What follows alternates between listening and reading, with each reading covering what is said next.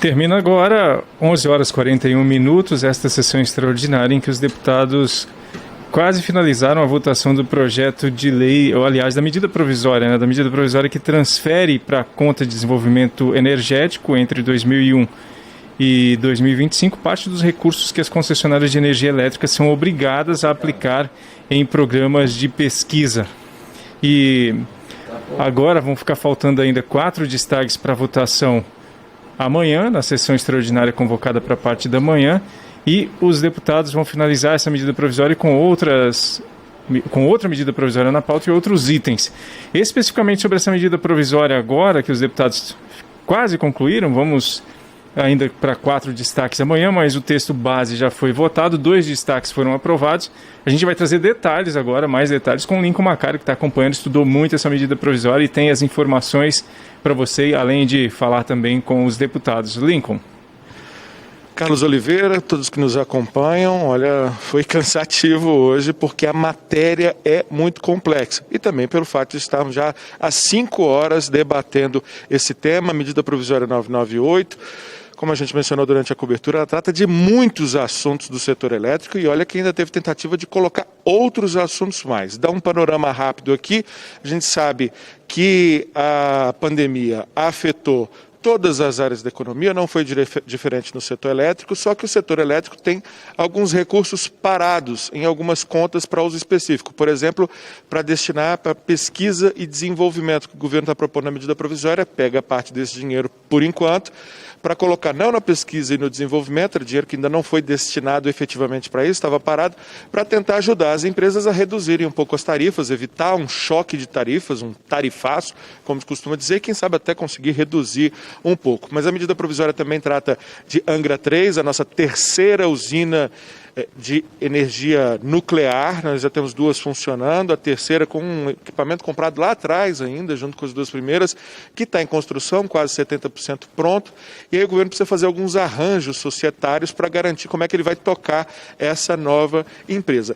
Mas o grande debate, sem sombra de dúvidas, foi sobre retirada de subsídios para algumas fontes de energia.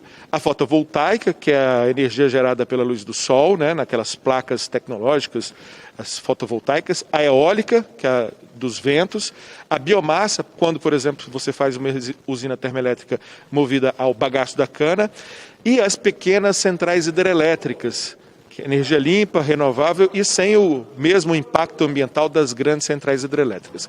Quem teve a missão de tentar costurar tudo isso com o apoio dos consultores, negociando com os parlamentares, foi o deputado Léo Moraes, do Podemos de Rondônia. Eu, como todo brasileiro, às vezes costuma trocar Rondônia, mas eu sei que é um desrespeito, mas a gente faz o possível para acertar, de Rondônia, e que conseguiu avançar muito em alguns acordos, tentou contemplar muitos dos destaques das emendas, até para acelerar um pouco o processo, mas não foi possível tudo. Tivemos aí inicialmente 15 destaques, 15 tentativas de modificação, que depois caíram para 8, mas ainda tivemos um bom embate. Eu gostaria que o senhor pontuasse assim, o que o senhor acha que é o mais importante do que convergiu e aonde foi mais difícil convergir, onde não foi possível. Primeiro que você está proibido de errar o nome de Rondônia. Depois... Eu quero saber se o senhor gostou do resumo, porque como o maior entendedor do assunto no momento, o senhor tem que aprovar o meu resumo. Muito bem apropriado e fundamentado. Nós, como entendemos que o plenário é soberano e que representa toda a sociedade, é um grande mosaico, é plural, e é na divergência que nós conseguimos aperfeiçoar o texto. Lógico que respeitando posições contrárias. Eu acredito que nós tivemos um grande avanço para o setor da indústria, na descontratação da energia elétrica, que pode devolver o excedente, que não fica esse prejuízo no bolso exatamente de quem gera o emprego. Também o aporte de recursos para as distribuidoras estatais, para que não entrem no mesmo curso deficitário a ponto de entregar as contas e, quem sabe, um novo leilão tão ruim como já aconteceu em outros momentos, como foi no caso do estado de Rondônia. Nós também discutimos Angra 3, o aporte para que de fato aconteça Angra 3, para que possa gerar a energia nuclear em um local focal de grande movimentação energética, como é o caso do Sudeste, e também o diferimento da energia elétrica, a redução da tarifa da energia elétrica para os estados do Norte, inclusive recompondo alíquotas da CDE, que há anos existia de forma injusta, recompondo no sentido de trazer luz e também valores tarifários condizentes com a região, por exemplo, Rondônia e Acre, que existia uma cobrança nos modos tarifários do Centro-Oeste e do Sudeste. Só explicando rapidinho o que é a CDE, né, a Conta de Desenvolvimento Energético, é uma espécie de tarifa específica do setor elétrico que todos nós pagamos, mas pagamos em, digamos assim, valores diferentes, e lá no Norte tinha uma distorção do Acre e de Rondônia em relação aos demais estados. Exatamente, eu acredito que foi muito importante. Em relação às fontes renováveis, nós conseguimos aumentar o prazo e também conceder 48 meses para a conclusão e operação das fontes renováveis, e a carência é a anistia de 20 anos para que tenha esses mesmos descontos. À época, O que o governo estava propondo exatamente? é um prazo menor para a entrega da execução, já ficar pronta para funcionamento, e o desconto já valeria para os próximos 20 anos.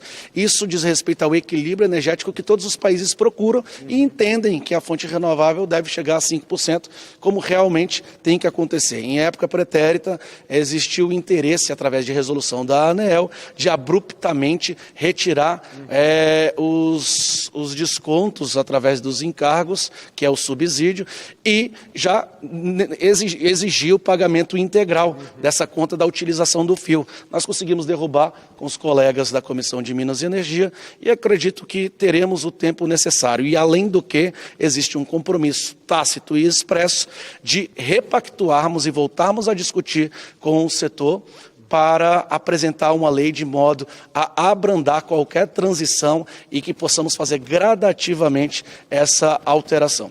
Eu posso resumir de que, além de não ser tão brusco, quem contratou, quem fez os investimentos naquelas regras, tem garantia de que aquelas regras valem por pelo menos 20 anos. Isso mesmo, desde que conclua e esteja em operação em 48 meses após a promulgação e publicação dessa lei, que também foi uma outra conquista, haja vista que estava previamente no texto encaminhado da medida provisória o mês de setembro. Isso em muita discussão com o governo, com a oposição, com os partidos de centro e principalmente com a sociedade e os atores desse processo, com as entidades que representam as matrizes energéticas, bem como distribuidoras, bem como as transmissoras e as geradoras. Eu acredito que é um desfecho positivo diante de um assunto que realmente requer muita atenção, muito profundo, mas não entramos em marcos regulatórios, porque isso não diz respeito ao eixo central, à espinha dorsal da medida provisória, até porque traria mais dificuldade e esse debate deve ser feito com mais cuidado e mais cautela nas comissões pertinentes, bem como outros avanços que já encontram-se aqui na casa, como é o caso do Código Brasileiro de Energia Elétrica, para tornar tudo mais claro, mais cristalino, mais translúcido, para a população saber por que paga, o que paga e quanto que paga, e também outras matérias, como é o caso da portabilidade, para que possamos escolher ou até mudar de quem nós consumimos e pagamos energia elétrica, haja vista que do jeito que está, só não ganha mais dinheiro do que as instituições bancárias, as distribuidoras de energia elétrica. Perfeito. Muitíssimo obrigado, deputado Léo Moraes. Bom trabalho. Amanhã ainda continua, ainda tem 4 destaques para o senhor convencer os colegas a rejeitarem, né? Eu vou convidar o deputado Elias Vaz, porque assim, o deputado Léo Moraes ele fez um enorme esforço para buscar o máximo de concordância, mas não foi possível, teve as divergências. E o deputado Elias Vaz, do PSB de Goiás, rimou, ele foi praticamente quem mais capitaneou essa resistência aí, uma obstrução com requerimento de retirada de pauta, requerimento de adiamento, etc., por discordar principalmente da retirada de subsídios das energias limpas, energia, repito, eólica, solar. Antes, deputado, me permita só um segundinho explicar como é que funciona esse subsídio, trocando em miúdos. Essas novas geradoras, aqueles parques eólicos, por exemplo, aqueles parques com aqueles grandes moinhos de vento high-techs que a gente vê principalmente no Nordeste, ou também aqueles grandes campos de painéis solares, eles geram energia, e quando eles geram energia, eles precisam transportar. É na rede de transporte que você paga uma taxa e para esses negócios, digamos assim, limpos, eles têm um desconto de pelo menos 50% nessa taxa. É isso que poderia acabar abruptamente, está se alongando um prazo aí, mas o senhor, junto com outros parlamentares, especialmente da oposição, discordam da retirada desses subsídios, especialmente no prazo que está sendo dado, né, deputado? Explica por quê. Bom, primeiro nós reconhecemos o esforço do relator em tentar minimizar o impacto dessa medida provisória, mas, assim, na essência, nós tivemos uma preocupação muito grande porque ela, de uma certa forma, ela já coloca um prazo, mesmo que tenha um prazo de 12 meses, um fim nessa questão do subsídio, né, que é fundamental para a gente estar impulsionando o desenvolvimento da produção de energia limpa no país. É preciso a gente colocar qual a importância dessa produção de energia limpa, né? Ela é importante, primeiro, pela questão ambiental, né? Mas também, né, pela questão de você estabelecer, por exemplo, constatar a incapacidade do Estado brasileiro hoje em construir, por exemplo, uma usina de Belo Monte, uma nova usina, por exemplo. Hoje o Estado brasileiro está com essa capacidade de investimento totalmente contaminada por uma situação do desequilíbrio fiscal que o Estado tem hoje. E vários atores privados têm optado por investir nesses modelos mais limpos, digamos. Exatamente, porque é um tipo de investimento que, na verdade, o Estado entra com zero de recurso, né? Não entra com nenhum tipo de recurso para bancar esse tipo de investimento. Então, portanto, é uma solução do ponto de vista ambiental muito interessante, né, porque ela é limpa, ela vai naquilo que o mundo hoje está caminhando, né, e infelizmente nós tivemos uma posição de estabelecer apenas um prazo de 12 meses. Né? Então, a nossa opinião é que isso compromete o crescimento desse setor e que vai favorecer basicamente aqueles que que têm interesse de manter a situação como está. São essas empresas que assumiram as concessões, por exemplo, que têm interesse. Porque quando você fala, né, você, por exemplo, você faz esse investimento na sua casa de produzir, por exemplo, a energia fotovoltaica na sua casa, você deixa de ser um consumidor dessa empresa. Então não há interesse desse pessoal, esse pessoal quer continuar as coisas como estão. Então eles querem, na verdade, forçar o marco regulatório hoje para desacelerar o investimento na produção de energia limpa e na produção de uma energia que eles não ganham nada com isso. Então essa que é a situação. Agora, aproveito o que o senhor falou e o gancho também trazido pelo deputado Léo Moraes, a maior parte dos países tem adotado algum subsídio, algum estímulo, alguma ajuda para essas energias limpas e estabelece que a retirada desse subsídio vai dar quando elas alcançarem um determinado patamar. O modelo que praticamente todo mundo copiou foi o da Califórnia, quando chegar a 5% do total da energia, 5% da matriz energética. Aqui a gente está optando por tempo, né? São 12 meses para você propor um projeto novo e ele ser outorgado e mais 48 meses, que dá 4 anos, no total vai ser 5 anos, para você botá-lo em operação. Por que não porque no final das contas a gente pode acabar ultrapassando os 5% ou ficando abaixo dos 5%, que é o que vários especialistas consideram, digamos, o ideal. Por que a gente fez uma opção temporal e não de percentual de participação? Exatamente essa a questão. O que nós colocamos no debate é que era muito melhor fazer aquilo que outros países fizeram. Hoje, a produção de energia solar no Brasil, ela, na verdade, é menos de 1%.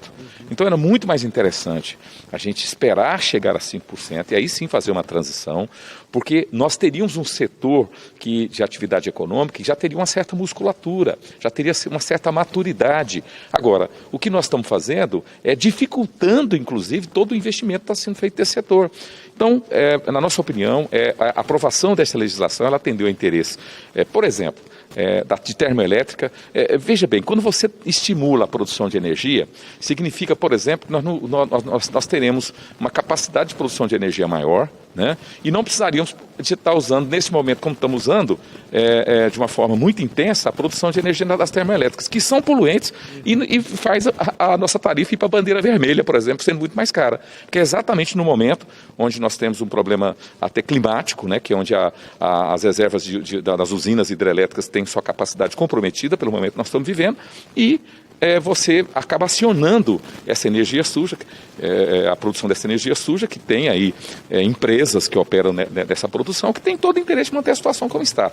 Então, na nossa opinião, a opção que se fez aqui do governo com essa medida provisória foi de estabelecer regras que favorecem a situação daqueles que exploram esse serviço no país hoje, em detrimento do interesse público. O interesse público, tanto ambiental como do ponto de vista da própria questão do zelo pelo Estado brasileiro, de não necessitar fazer um investimento, né, porque se você estimula a produção pela própria sociedade através da produção da energia fotovoltaica, você vai poupar o Estado de futuramente ter que construir, por exemplo, uma nova Belo Monte, que custa bilhões. Muitíssimo obrigado, deputado Elias Vaz. Eu vou liberar os deputados porque estão aqui desde cedo, saindo meia-noite, 9 da manhã já tem que estar de novo no plenário para votar. Só esclarecer uma coisinha a mais, que é o seguinte, muita gente que inclusive está comprando ou está pensando em comprar os seus painéis de energia solar, porque isso está crescendo no Brasil, a geração, a chamada microgeração, a geração feita em casa. Essa legislação não está tratando da microgeração, da chamada geração distribuída. Há um embate envolvendo essa questão, o TCU já disse que tem que reduzir o subsídio também para essa área, há parlamentares se movimentando em torno desse assunto, mas esse tema específico de quem gera, por exemplo, em casa, os pequenos geradores, isso não está nesse debate. Esse é um debate que envolve os grandes, mas pode ter certeza que o debate que envolve os pequenos vai acontecer em breve aqui na casa. E eu lembro a você que, como mencionado, amanhã às 9 da manhã já retoma a votação da medida provisória 998, com esses 4 destaques que faltam. Depois tem a medida provisória 1003, que trata de vacina. E depois tem nada menos que mais 17 itens na pauta. Obviamente, não vai dar para votar todos, os mais importantes, como, por exemplo, o projeto de lei complementar 137, que tenta liberar dinheiro parado em 29 fundos, um total de 177 bilhões de reais para destinar ao combate à pandemia, daria aí para pagar um bom número de doses da vacina. Um debate interessante que vai acontecer no plenário amanhã. Fica o convite para que você assista, acompanhe, compartilhe e participe da democracia ativamente. Sendo um bom cidadão, a gente está fazendo a nossa parte, levando até você as informações necessárias para que você saiba como o seu representante está trabalhando aqui na Câmara dos Deputados. Até mais, Carlos Oliveira, com você. Muito obrigado ao Lincoln pelas informações, ouvindo os deputados, trazendo todos os detalhes para você. Eu lembro que mais cedo também os deputados aprovaram aqui a suspensão de dívidas de clube de futebol durante esse período de pandemia. Os clubes de futebol puderam aderir em 2015 ao Profut, então dívidas que eles tinham com o governo, por exemplo, Receita Federal, FGTS e outras dívidas com o Estado, foram parceladas, mas nesse período de pandemia foi criada essa proposta para que houvesse a suspensão desse parcelamento. Então o projeto tinha sido aprovado antes aqui, foi enviado ao Senado, o Senado fez 3 modificações, só que a Câmara rejeitou essas modificações todas e aprovou o projeto finalmente, que segue para a sanção do presidente da República. E também hoje teve sessão do Congresso Nacional em que foi votada a Lei de Diretrizes Orçamentárias, aprovada, portanto, a lei, isso prevendo, por exemplo, um déficit primário um déficit primário maior, né, dos últimos 8 anos, de 247 bilhões de reais. Então, mais detalhes você vai ter nos nossos noticiários, pela rádio, pela TV e também acompanhando a gente pela internet. E amanhã toda a cobertura das sessões previstas, porque com a quantidade de itens que estão na pauta, certamente uma sessão não será suficiente. Então vale a pena você acompanhar muitas votações, muitos debates importantes aqui. Muito boa noite a você. Tenha, portanto, uma ótima madrugada, que a gente já está entrando na madrugada, e amanhã siga aqui conosco nos acompanhando. Até lá.